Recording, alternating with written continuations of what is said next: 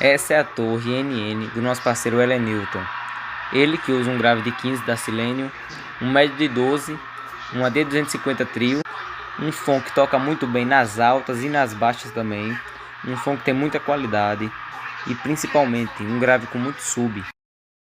Pra esse erro gostoso. Agora como eu fico nessa casa, com um sorriso e um choro no rosto. Cê vem aqui me acostuma errado, cola meus pedaços pra quebrar de novo. Eu preciso aprender a falar não vou pra esse erro gostoso. E essa é a cereja pra paredão 3.0.